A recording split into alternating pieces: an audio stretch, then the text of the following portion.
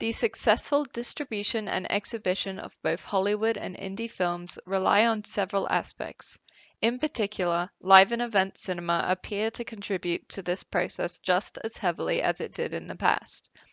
Live and event cinema continues to have great commercial value in the blockbuster film industry, and independent filmmakers benefit highly from film festivals.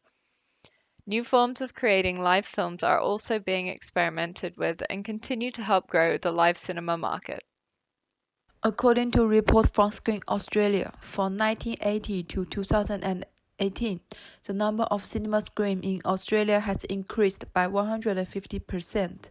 The growing cinema market has brought new challenges to the cinema industry.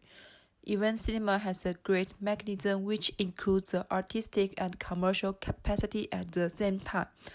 Film is known as a kind of dynamic art, so the cinema industry often collaborates with photography art, contemporary pop culture, and video activity. With high flexibility, adaptability, and commercial potential, event cinema has become one of the popular promotional strategies to satisfy audience. Monster Feast and Event Cinema are partnering on a new festival which will be staged in 5 event cinema locations around Australia. The event is planned to be shown in 5 places: Sydney, Brisbane, Adelaide, Canberra, and Perth. Each city shown has a unique screen event as the highlight to give the audience the best dramatic experience. This precise design scheme will make great progress in improving the brand popularity by effectively utilizing local resources and brand culture. Moreover, the vast multiplex building with their surround sound system, banquet chairs, and massive screen. Even in 21st century, film-going exhibition and production are still attractions, said by Richard, who argues event cinema can still be regarded as an appealing market method. Fortunately, as for Australian market, the government has various grants which can support the genre film type.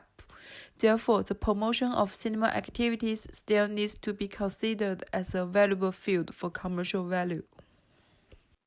Film festivals are an integral aspect of distribution and exhibition, especially for indie productions and emerging filmmakers.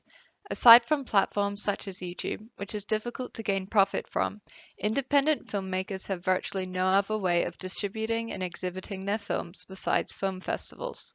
The Melbourne International Film Festival, one of Australia's biggest festivals, screens about 350 films a year, with more than 60 local films screening this year. It's through film festivals that indie films gain attention and secure distribution deals. Ted Wilson, director, writer, producer, and actor, commented on his film getting into the Melbourne International Film Festival. My film would have disappeared if it didn't get into a big film festival, and that's the root of an independent filmmaker. It's at live screening events such as film festivals that emerging filmmakers can secure funding, gain the interest of distributors, and network with not only other creatives, but producers and agents. The Australian Independent Film Festival aims to provide filmmakers with an invaluable launch platform among industry professionals and film lovers. International and interstate guests also attend these events, and it's the most effective means of making local, independent films known to international audiences. This form of live and event cinema will surely continue to be the dominant method of exhibition used for indie films due to these multiple benefits. Besides integrating cinema experience with events, some filmmakers try to take cinema to another level, using techniques and concepts from other types of performance, such as television and theater. Live cinema is a very recent approach in filmmaking, and it is still highly experimental.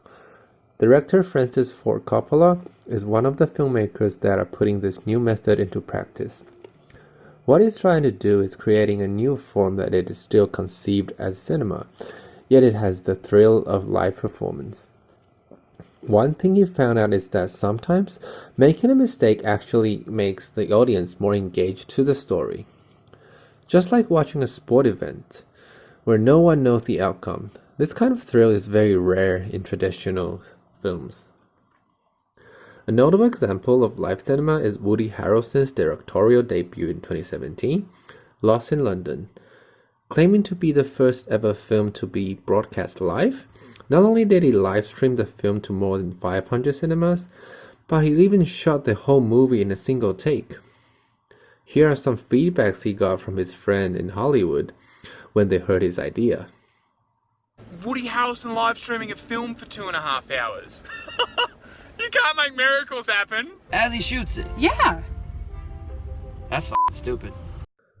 But jokes aside, even if live cinema is still under development, this new way of filmmaking brings a unique experience to both the audience and filmmakers themselves. In conclusion, in an era with so many new ways of viewing screen contents, perhaps the trend of cinema going, or even live and event cinema, will still stay around as long as the atmosphere and experience it creates are not matched by other viewing methods.